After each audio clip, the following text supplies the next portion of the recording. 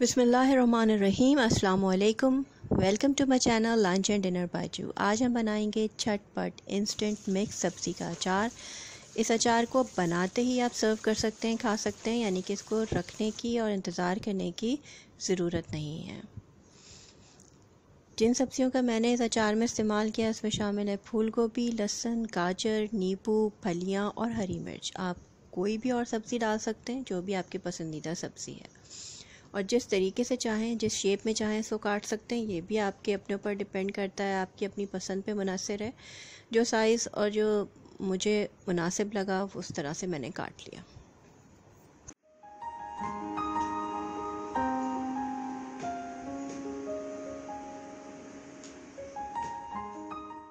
अब हम यहाँ पे चार चीज़ें हैं जिसमें शामिल है राई, साबित धनिया, सौंफ और ज़ीरा। इन चारों चीज़ों को हमने दरदरा पीसना है। बारीक पीसने से गुरेज कीजिएगा, दरदरा पीसेगा यानी कि मोटा मोटा। ये देखिए इस तरीके से हमें चाहिए मोटा मोटा पिसा हुआ। अब हम अपना अचार बनाना शुरू करते हैं। एक पैन में सरसों का तेल ले लीजिए,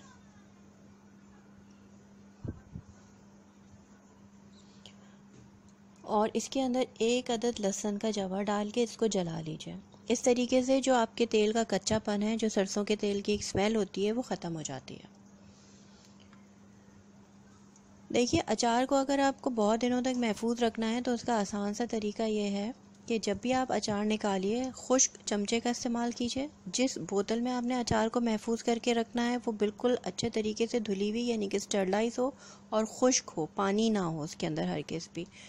और उसके बाद जब आप अचार को लंबे तवील अरसे तक रखना चाहें तो उसके ऊपर इसी तरीके से तेल गरम करके और ठंडा करके डालिए। तकरीबन 1 उंगल तेल, आपके अचार जितना भी है उससे 1 उंगल तेल जो है वो उसके ऊपर होना चाहिए।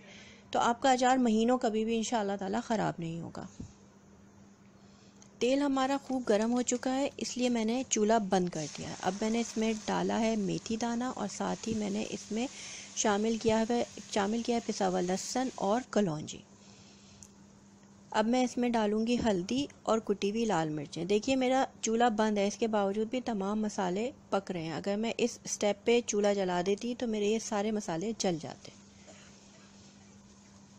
तमाम मसालों को शामिल करने के बाद मैं अब इसके अंदर जो सब्जियां काट के रखी थी वो शामिल करूंगी और उनको अच्छे तरीके से मिक्स कर लूँगी। अब मैंने अपने चूल्हे को ऑन कर दिया है, लेकिन आंच अभी भी मैंने हल्की रखी है।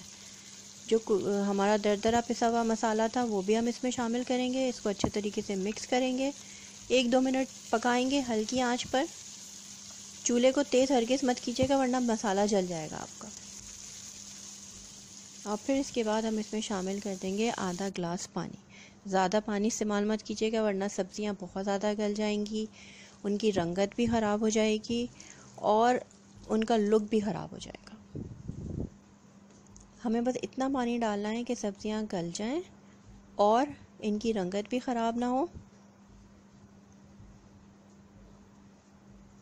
मैंने 3.5 चमचे नमक इसमें शामिल किया है चाय के। नमक हमेशा तेज़ होना चाहिए अचार में, वरना आपको मज़ा नहीं आएगा। और नमक जो है वो एज अ प्रिजर्वेटिव भी काम करता है, आपके अचार को ख़राब होने से बचाता है। जब इसका पानी खुश्क होने लगेगा तो हम इसके अंदर शामिल करेंगे सिरका, सिंथेटिक विनेगर यानी कि सफ़ेद सिरका, 1/4 कप। अब हमारा अचार बनके बिल्कुल रेडी है। ये देखिए सब्ज़ियाँ बहुत अच्छे तरीके से गल चुकी हैं, यहाँ पे आपको अंदाज़ा हो रहा होगा।